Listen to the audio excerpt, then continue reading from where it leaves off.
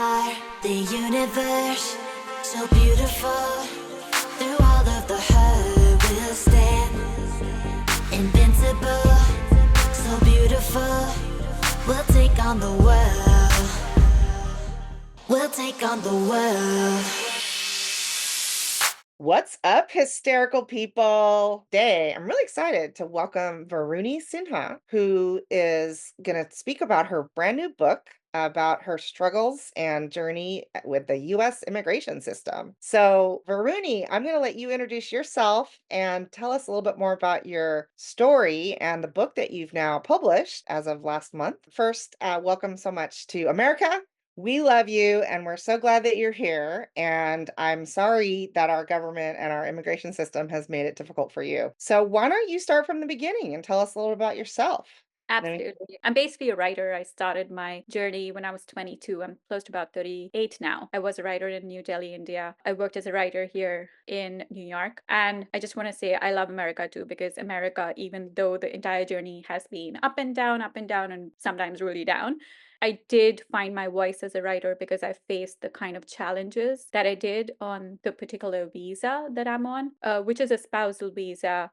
It is called the H4 spouse visa, which I'll go a little bit into the details of that without getting too much into the details of that. But essentially, a lot of the doctors that you guys go to are Indian, right? And a lot of the tech workers who actually helped develop America's tech industry, including the Silicon Valley, the NASA program, a lot of scientists, these are all people who were selected, imported by the American government in 1990. So close to that time, all these people who came in, they came on a visa called the H-1B. However, their wives and their children, they were on a dependent visa, which is the H-4, the spousal visa. And according to the laws that existed back then, they could just exist here. They could just live. They did not have any rights to work. And most of them still do not have any rights to work. Back then, they could not even have a social security number. They could not legally, like independent of their husband, go and open a bank account. They couldn't even, without their husband's permission, learn how to drive. So they were 100% dependent on the breadwinner, which in itself is pretty problematic if you think about it. The second sad thing was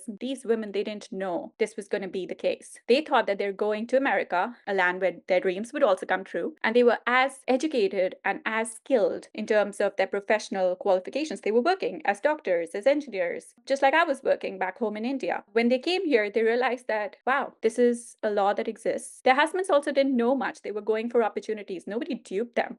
They just didn't understand the nitty gritty. And in 2015, when Obama was in power, he allowed a few of these spouses to work. That's a very small number. Only if that immigrant has passed certain steps in the immigration process, which is also sanctioned by the company that employs him here, then those women will be able to work. But if suppose it is like, a situation of abuse, which can happen in the case of a marriage, there's no chance. Yeah. yeah, that's tragic. And you rightly, I mean, it is mostly men who come with the work visa and they have to be sponsored by the company that's hiring them.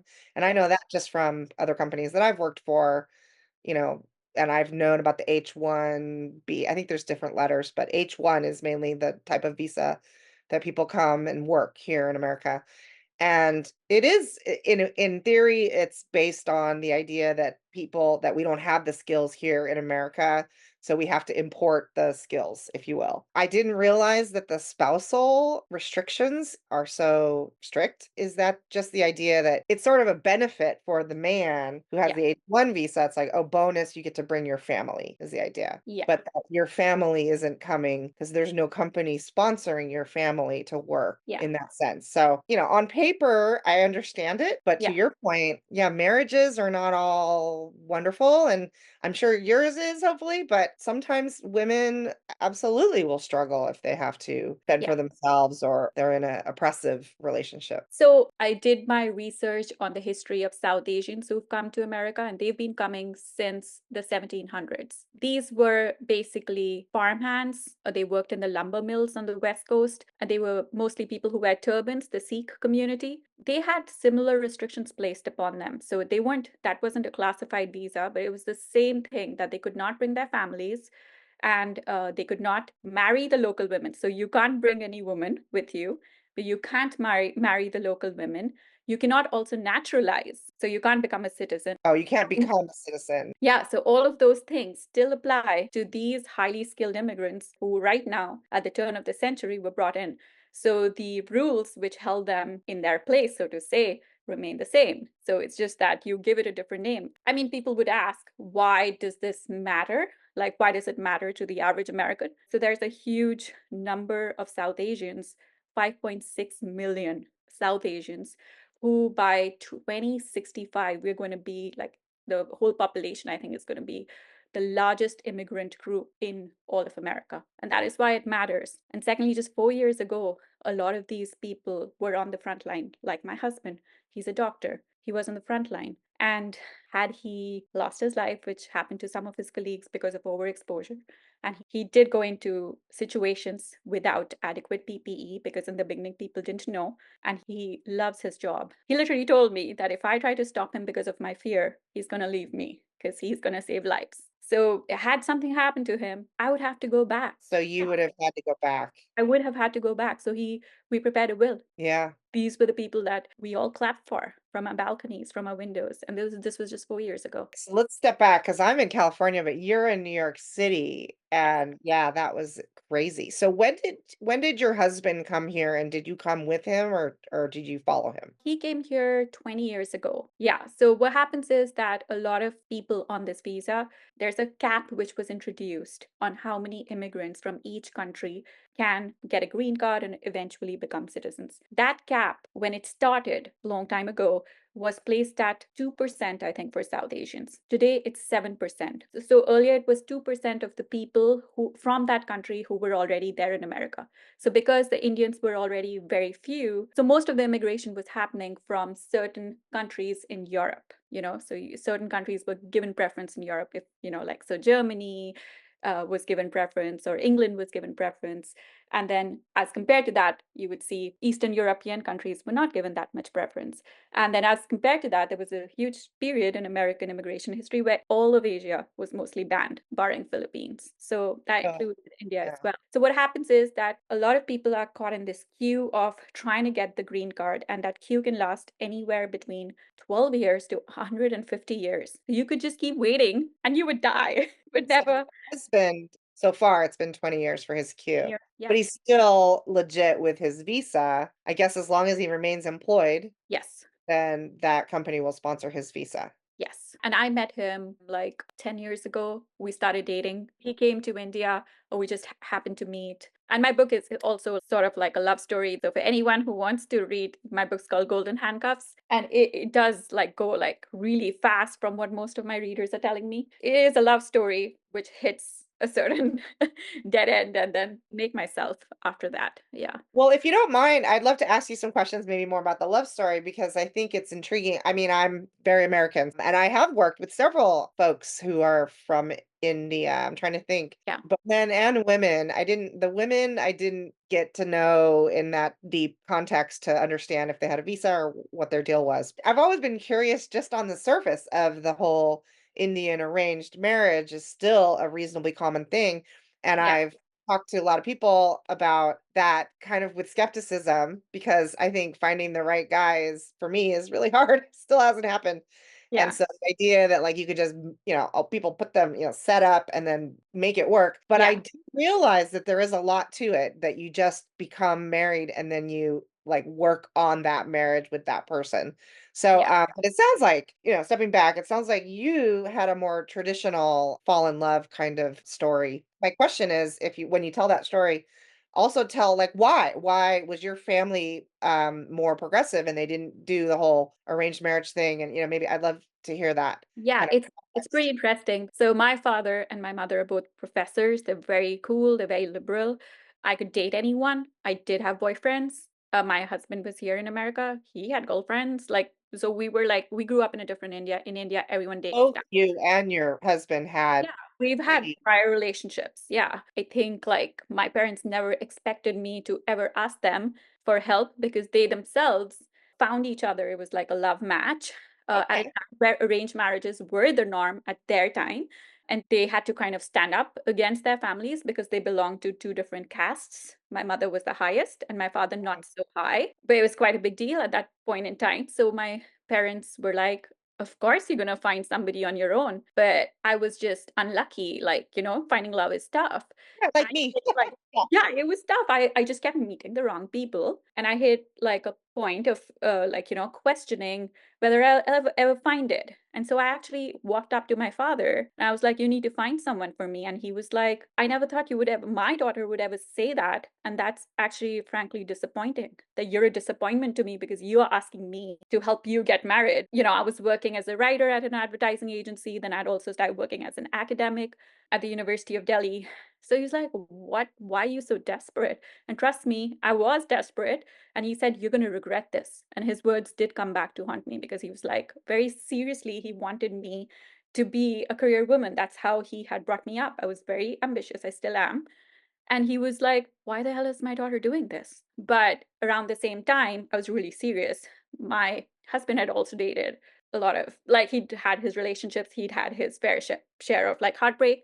So we both were in the same shoes. And we just happened to meet, which is a very interesting way in which we meet, which people read the book, they would find out. But I did ask him that question. I was like, listen, you have to be very serious. I'm very serious about marriage.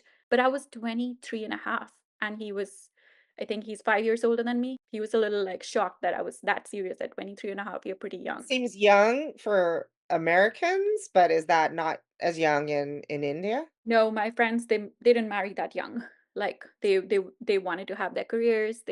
Many of them got married like closer to 30. So it's a very different India right now. I in fact feel that people in Indian Americans here who grew up here are more traditional because they're holding on to an older idea of what the country is when the country is completely changed. It's Yeah, I yeah. I could see that. I mean, not that I'm an expert or anything, but just from the men and women that I went to one of my coworkers' homes and they are very Indian. I mean, and North Carolina, so but I think that's probably true for a lot of immigrants and just wanting to hold on to their culture in general. Yes. Yeah, that's fascinating. So, well, that's great. So, well, you met him but he lived here. He was just Yeah. in India temporarily on vacation or visiting his home. Yes. And so you fell in love and you did a long distance thing? Were you realizing this was still Yeah. gonna be potential for Yeah, it was just like say you meet like a person who you just connect. He's very intelligent, so I get turned on by that. We could talk to each other very easily. So there was this connection, right? And that's the first time I had experienced that because for me, I've dated wrong people and Yeah. so have he. So we're like, this is easy. And so we just started talking and we kept talking. And then before we knew it, we were talking every day. It just led to 3 years of talking. And at that point, our parents, who kind of knew that we'd met each other, were like, aren't you guys going to marry? So then they wanted us to take it forward because our families are very similar. We both come from, humble backgrounds, hardworking middle class people who just value a good education. So it's pretty much Are like your families in the same caste level or whatever you call it? Not really. Like, so because my mom married my dad, my husband was up. And so, but we still higher castes. So most of the South Asians who come to America, they're from the higher castes Because they're educated because and they're educated and all that. vegetables and stuff like that, yeah. Yeah. Yes. Yeah. Okay, well, that's fascinating. So you did the long distance just talking on the phone for 3 years? Yeah. Close to about 2.5 to 3 years. Wow. So that's a long time. I mean, that's amazing that you made it work and then you got married. So did you get married in India or here or both? We got married in India, and throughout our courtship, he kept telling me about how hard life as an immigrant was, and he was trying to Yeah. protect me and prepare me for it because he'd faced a lot of things. Even in like medicine, you face ruthless competition. You're just thrown into this dog eat dogs world, and it's pretty brutal. It looks pretty fancy on the outside, but doctors hardly have time to even eat food or like, do anything else other than just patients, or it's administrative burden, or it's protocol. It's so much that you're doing. I still talk to him more on the phone than in person. That's pretty much what my life is. Yeah. So when did you come here? 2013. Wow. So yeah, that's a long time to kind of feel like a second class citizen and not be able to Yes. do regular things that other Americans can do. So you're still on this H4. I did look that up. Yeah, it's written very clearly that H4 visa holders cannot work in a traditional sense. But as a Yeah. writer, obviously you can write a book and then have it published. But it Yes. does sound like you were able to do some freelance work, writing articles for different magazines and stuff. So when Obama came to power, he changed the law. So when I came in, I knew that I wouldn't be able to work, which is why my husband insisted that I should be on an independent track. So I stayed on an independent track by becoming a student and things like that. And Obama came to power and he was able to introduce this slight change where he was like, if the person has, fulfilled certain steps in the green card application, which my husband was able to do, I did get an employment authorization. However, even though I got it, I lost my job, which is something else, which probably you'll read in the book. I lost my job at a time which was exactly like this in American politics. It was election year and it was pretty crazy. And after that, I didn't know such a huge stigma existed against the H4 because I went to interviews after interviews after interviews. As soon as they would hear that I'm on this spousal visa, even though I had an employment card, they would just freak out because there's a limitation. You have to renew your card and they don't know, like your employers don't know too much. So they want to get into something which they're like, okay, if we hire this person, how long can she really stay? So I must have applied to more than 200, 300 jobs. I've worked for free. I've got my name out there. I worked with some really big people as well, but all for free for the Wow. past 7 years, which frankly speaking, it made me into a better writer. My writing's gotten better and better and better. I've got my name out there. But what does it do for my self esteem? I don't even earn $10. Like I could do a minimum wage job and still have a certain sense of self. Like I could literally go and I understand the value of work, which American society has taught me now that I can go and clean someone's house and still earn in New York City $200 in a day, which I haven't been able to earn. Yeah, that's the irony of it, right? Because you could go under the table, like you're not supposed to, and do these types of jobs that a lot of undocumented people do. And you're not undocumented, you're And official.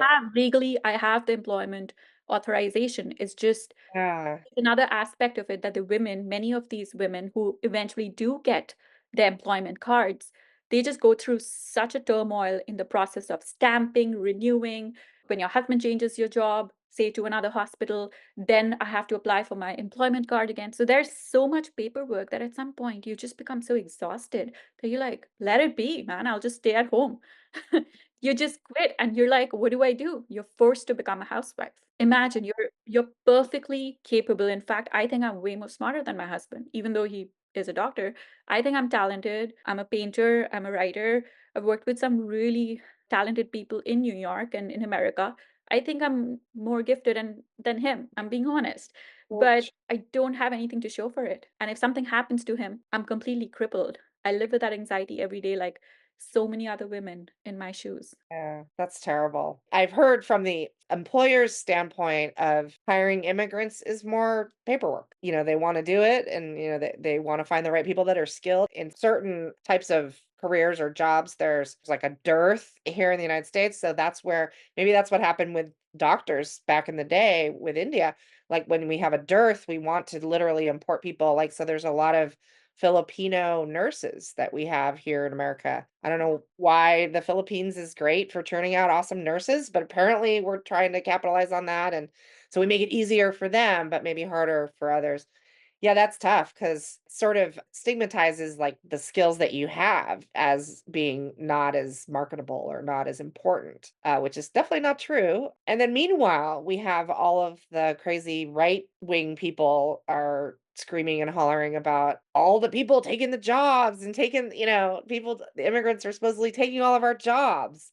So Yes. what's up with that? I mean, that's clearly not happening with the H4 visa holders. That's a very good question because that is why the H4 has been constantly targeted. Every time the politics of the country changes, this is what comes up that we're going to lose American jobs. When this is just a way to distract American people from the real pressing issues that are going on right now. However, like if you actually look at the other facts, for example, within my immigrant category, right? Once these women, some of the women who still had the confidence, even after, say, not working for 10 years or 15 years, once they got the employment card on the H4, they were allowed to open their own businesses. So on the H4, they were allowed to do certain things. And many of them, they started doing that. In effect, if they were to leave, say, America, and if they were just thrown out, American economy would suffer by 7.5 billion. If their entire household left, which is if their husband realized that, okay, my wife had a career after such a long time, and he's also bringing in money, more than double the money would be lost by the American economy. And the jobs that they've created are going to Americans. So if you actually look at the facts, it's completely different. And because so many restrictions were imposed on these H1Bs and H4s, that is why they were forced to become entrepreneurs because they couldn't work for other people. Like I'm beginning to realize that I could just open my own publishing house because it's so difficult for me to, just get like a basic level job. I think if I understand the back end of all of the publishing stuff, I can actually open a publishing house. So then I'll be opening a little thing and probably employing other Americans, right? If Americans look at the statistics, they will realize that a lot of immigrants are responsible for creating jobs. And this entire fear mongering that happens has happened throughout American immigration history. So you think about it. The Irish were bringing in all these diseases, right? The Germans were spies, or the so-called Russians were spies. So if you look at every class of immigrants, there was something which was used against them to make them look like monsters, to make it look like they're stealing something that is ours, right? That That's belongs, ours. right? Well, guess what? White people were not from here originally. Native Americans, we used to call Indians, ironically, are the ones who live here first. So even I am an immigrant. I was born here, but you know what I mean? Like my ancestors were Yeah. immigrants. Right now, the pressing issues are pretty much, if you look at it, the world is falling apart. There's political instability around America, right? Look at what's happening to women. Because there's so much noise, American women are not seeing that slowly and steadily the line in the sand is shifting and their rights, which are starting off with reproductive rights, are going away. It's happening right before your noses, right Yeah. in front of you.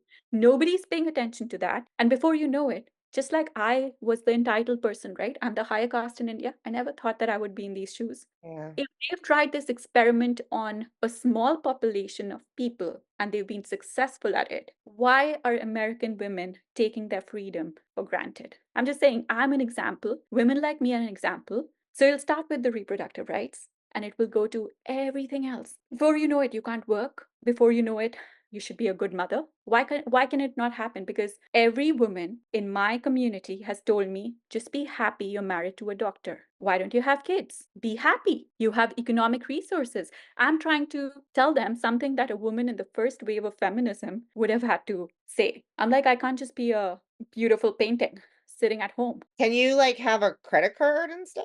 Or do you I have can one that's like co-signed with your husband only? I can now I can Own like bank yeah. account or is it a joint? Yeah, yeah, which I told him that I'm gonna keep my accounts separate. He has always tried to keep our things like have my, autonomy intact as much as he can within this very restrictive framework. So yeah, for the initial years, it was like he could see everything I was doing with my money and which felt very like it didn't feel right, right?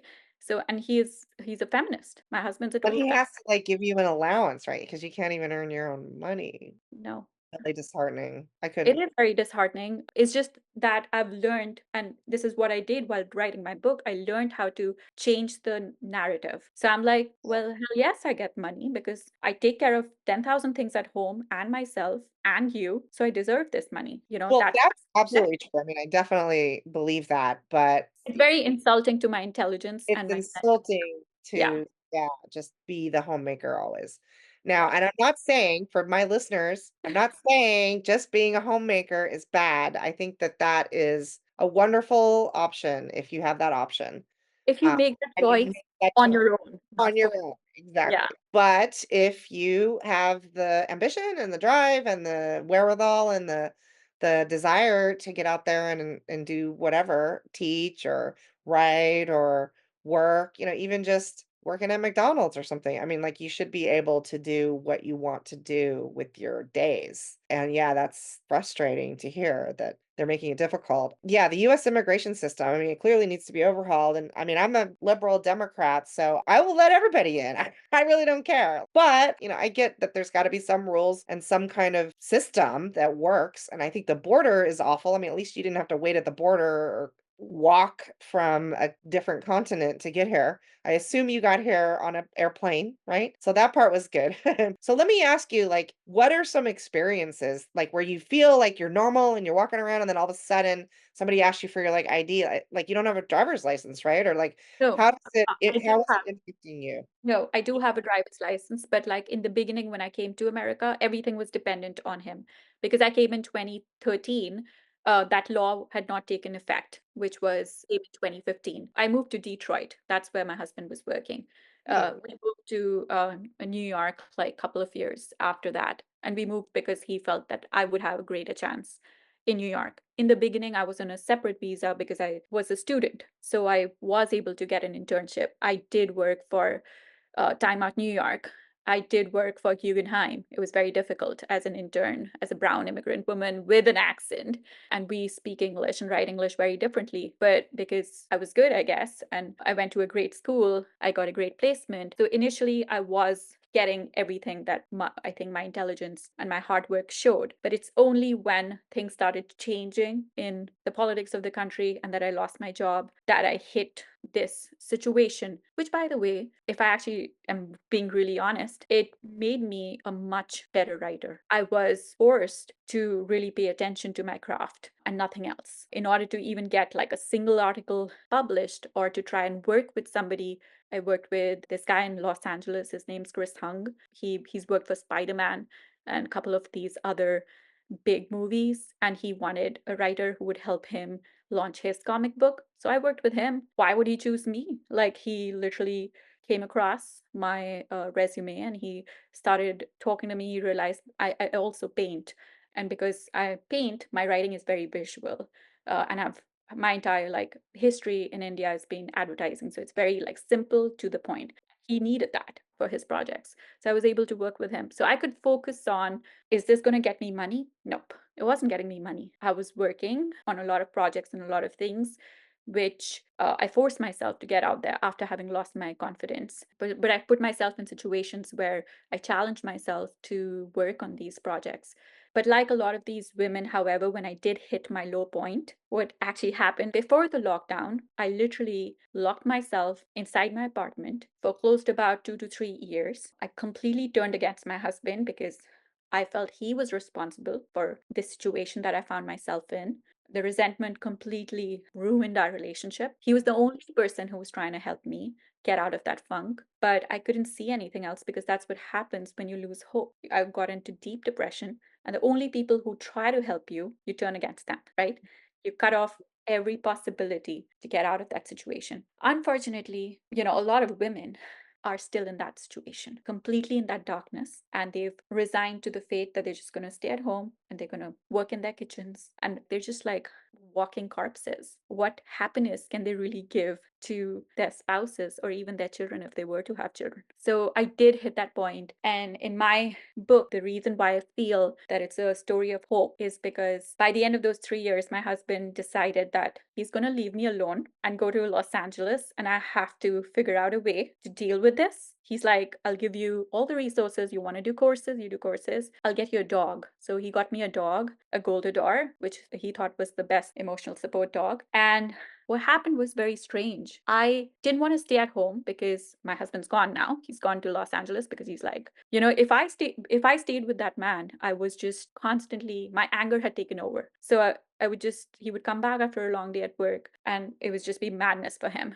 And once he went away, I didn't know what to do. So I started walking like a lunatic on the streets of New York with my dog. And then something happened. Randomly, people would just start coming to me and talking to me. They would just randomly walk up to me and then they would start telling me details of their life which were at times extremely bizarre, very intimate, honest, raw. So there would be bizarre encounters, and people would just keep talking to me for long periods of time. And I didn't know what to do and why this is happening to me. But what I actually saw was that the whole country was exactly in this situation that America is in right now, where everyone's divided, everyone's caught up in who should be the president, like immigrants are being blamed, all of that. And I'm going out there with my dog every day, and the people that I meet, the common man or woman that I meet on the streets of America, is just like mirror image. They're just ordinary human beings with everyday problems. They could be white, they could be black, they could be Latino, they could be anything. And I saw for the first time that everyone is being played like pawns by two things: the politicians and media. And just talking to these people allowed me to slowly heal. That's beautiful. Just from your community. Could be anyone. A lot of time there were homeless people that I met. They sometimes tell you the most sensible things. Yeah. And talking to people healed me. And by the end of that, I was like, I want to work for maybe organizations that work for the homeless, and started working for the Bowery Mission in New York for free. That's how I slowly regained my humanity. I didn't even look like a human being back then. For those 2 to 3 years, I wouldn't take a bath. I would just drink. I was angry. I was a mess. Wow. I was strangers on the streets that healed me. That's a really amazing and inspiring story. It really is. It's still tragic though. So you healed and then you were able to say, come home to your husband? He did stay in Los Angeles for close to about 1.5 to 2 years. He would come and visit me. He would just make sure that I'm doing okay. There were certain things which, like, for example, he would check on me, like, and this is what happens to women who go through something like this, which again, I'm like trying to tell women in America, please protect your liberty. It's not to be taken for granted. From a very independent person, I started acting almost like a toddler. So I would ask my husband questions like a little kid asks her dad questions, that should I do this? Do you think I can do that? Things like that. So he had certain check on me, like in the sense, hey, did you take a shower today? Did you eat breakfast? I would forget to eat food. So it started off with that, to actually rebuilding my sense of healing by doing things which might sound very simple or like hippie-ish, but they actually do help. So of course, number one, I had to get a therapist who would understand what I'm going through. I tried to go for an immigrant therapist, but like, guess what? My therapist is a white woman who completely understands everything that I was telling her. And I had to take that leap of faith because I couldn't do to others what I thought they were doing to me, right? So you can't believe in those stereotypes anymore. The Bowery Mission, they helped me by giving me the opportunity to serve. And I saw how people were actually in a worse off situation than me, just because they don't have basic resources to even get food. And to actually see that is a very different experience from being told that. Yeah. Then I started doing certain other things where I actively meditate for an hour every day. It's like medicine. I need to meditate. If I don't do my meditation, things start unraveling. Mhm. Uh, Meditation had to be complemented with, at the end of the day, I had to force my mind to come to at least one thing that I was grateful for. I was Mhm. very difficult on some days. It was like small blocks that you're building to come back from becoming like, so you're complete lunatic, and now you're slowly coming back to normal. But I think what also happened was another incident with my dog. The day George Floyd happened, I was living in Bed-Stuy, and Bed-Stuy is where a lot of African Americans live in the city. And it was absolutely quiet. There was pin drop silence, as you can imagine. And I myself, I was very scared of what's going on. And, should we stay in America? I asked my husband. And I'm walking on the street. Because I was so angry, I was distracted. And I did not see that my dog suddenly pulled the leash, and his entire harness and the leash came off. And he went running straight into oncoming traffic from like a major intersection. And he would have died that day. And there were 5 random guys who just jumped into the street to save his life. Oh my gosh. And Wow. that day, when I came back home, I was, of course, in a state of shock. But I was just like, what are you doing, Varuni? These 5 men could have died, right? So it was again this moment where life was showing to me that you can choose to focus on what these guys did or what is happening right now, right? So we all have that choice of consciously focusing on the hatred or the love. So I came back and I decided that I'm going to actually make a list of everything that had gone right and everything that had gone wrong for me in America. And the list of good actually was longer. And just then on social media, there was this story about there's this African American man who's been incarcerated for 46 years in Michigan, and now he's been released. He was put into jail for a crime that he did not commit. Richard Phillips and his story showed up. And I read about him. And in order to remain sane in the prison for 46 long years, every day he would make a painting, a watercolor. So I realized what's common between Richard and me is that we both have two things in common. We both have abundance of time, which I had, which I was spending just either drinking or getting angry at my husband, right? Mm. The second thing which we had was we both were artistically inclined. I could write and paint. So now every day after my meditation, I paint for an hour for my mental health. And I think that these things can help other people if they reach a point of no return, which does not have to be if you're an immigrant, which is why I felt that if someone else had access to this story, they would be empowered by the darkness. And sometimes life does that. Life takes you there so that it wants to test you and wants to see how you come out of it. Yeah, I'm really impressed and I admire you. I do have a few questions if you don't mind. Do we have a few minutes? I guess my first question is why didn't you give up and go back to India? I feel like that's what I would have done. If you're mad at your husband, like divorce, right? Maybe that's just not a thing in India. No, people do easily divorce. A lot of my friends have divorced in India now. Thing was that I don't like quitting. I just don't like quitting.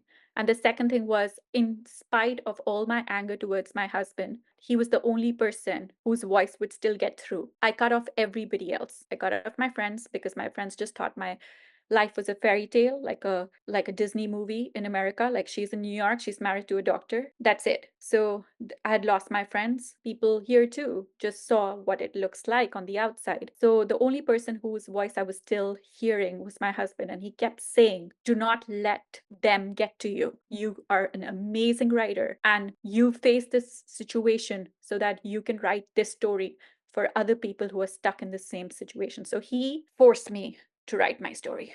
I would have quit. And I also tried to self sabotage this project multiple times. So even when it got done, for the past 3 years, I've been trying to not get it out. Like I would self sabotage in ways which are so creative and so unique. Well, I'm so glad that you persevered and that you got it out. You should be really proud of yourself. And forget the book.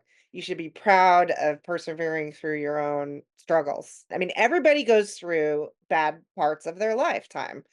And I think probably everybody gets like some form of depression at some time in their life. I've had my own experiences. It's kind of good as long as you get through it because it does give you that perspective of even like now when I have a bad day, it's still not as bad as it was when I was like really in the deep depression. When you're in that moment, it's hard to see the light at the end of the tunnel or whatever they say. Like you can't see what it's like on the other side. When I've been unemployed and, myself and things like that is when it's the worst because you do have this like feeling of no self-worth or no, like what is the point of being here, on earth and stuff like that. I've never been suicidal. I've never got that bad, but definitely drinking and laying on the couch, like not doing anything and not wanting to do anything. I mean, I've definitely been there. It is a chemical imbalance. I do think medication can help, but meditation and animals, pets, loved ones, spending time outdoors. When you said hippie, I thought you were going to say grounding. That's a thing where you take Yes. your shoes off and you go like literally and wade in the water or walk Yeah. on the grass. And like grounding is also something that's important. Yeah, my therapist is pretty like cognitive behavioral therapy. She has, given me worksheets and she showed to me exactly what was going on. But I couldn't see. I'm a very extroverted person, but I had become a person who became terrified of people as well. So while I could go and talk to strangers and things like that, I had developed because of the experiences in America as an immigrant woman, I had developed this strange form of social anxiety where if someone tried to become friends with me, I would imagine that they have this ulterior motive. When I did get the chance, for example, even to work with Chris Hung, I was like, why does he want to work with me? Like, I would just try to like contort it into something that it wasn't. It's that imposter syndrome, we all have Yeah. that. So but I think the difference is, you do walk around as a brown person, Yeah. but you don't walk around with a sign that says immigrant or, like, undocumented or anything like that. No. So, that part is in your head, right? Like, that Yeah. part that other people I mean, maybe it's on your resume or whatever, but that part is in your head about, "I'm not worthy," Yes. because you've got this you have this stupid status, which is kind of terrible. I mean, like, I was born here, so of course I'm an American citizen, but it doesn't make me any better than you or anyone else, just because I happen to be born here. Yeah, Yeah. I must say that there are people who are in far worse immigrant statuses who, because they don't have the chip on their shoulder, who are like, I'm not going to let the fear get to me. They've gone and they've done things like my husband's changed his jobs several times. He's a living, walking example right in front of me of how he has, like there are employers who ask him, and he's legally allowed to work in America, but he's taken risks. What it does to you is definitely that the fear is so extreme that your confidence can completely go away. Think it can put you in a position where you don't feel like you can speak up for Yeah. yourself at your Yeah. job because you Yeah. yeah, if you get fired, oh my God, then you have to be And I deported. did. I got fired from my first job, and it's also there in the book. It was a very unfortunate situation in which I got played. I didn't know how to read the room because I was literally fresh off the boat. I didn't know what was going on. The whole politics was playing out in a certain way. I mean, that happens to Everyone. It happens to anyone. It can happen to most people. anyone. Yes. Yeah. Wow. Well, I'm so glad that you have persevered. You're on the other side. And look at you now. You're a published author. You're doing a book tour in a way on Zoom, I guess. Wow. Well, I'm glad that you have come to the other side of it. And so sharing your story is probably the period at the end of the sentence.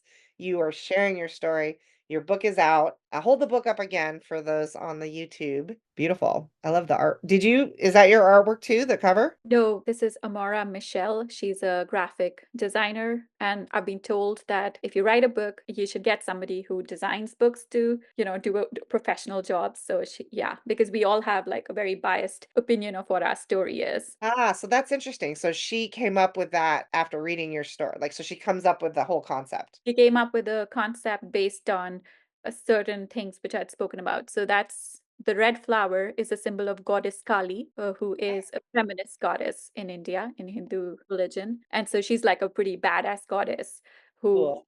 like beats up all these demons who basically try to like strip her naked and all that. And in spite of that, she goes and she takes their heads off and things like that and covers her body with that. So a red hibiscus flower is a symbol of goddess Kali. And the book is called Golden Handcuffs, but I wanted to show that the woman breaks the handcuffs. Yeah. So it's like a gilded cage, right? Because if I think about it, my husband is earning money. I don't have to worry about rent. I don't have to worry about those things. I don't have the agency as a woman who is able to go out there, work, and name for herself in anything that she wants to, because therefore it's a gilded cage that I'm in, that women like me are in. Yeah, you're right. I see that now. Your situation is not as bad as some immigrants who Yes. are stuck in cages at the border or wherever, like they're literally homeless in many cases. Yeah. Well, that's good. I'm glad that you at least appreciate the context. You're on your way to, or you've already arrived at the solution to staying married, staying in America, but finding that fulfillment that everybody needs, finding your purpose and going for it. So I love that. Thank you. I'm sure you'll inspire other immigrants. Thank you so much. Yeah, if this story reaches even one person who situation that I was in, and they're able to see a glimmer of hope, then I think it's a success. I'm not trying to make this a New York Times bestseller. I just want to be able to touch those lives. I used to be a very entitled person back home in India. And when I came to America, I was forced to live in the margins, in the shadows. And I realized that when you are on the margins, you just see more of life. You see more depth and color because the spotlight's not on you. And that just makes life more meaningful.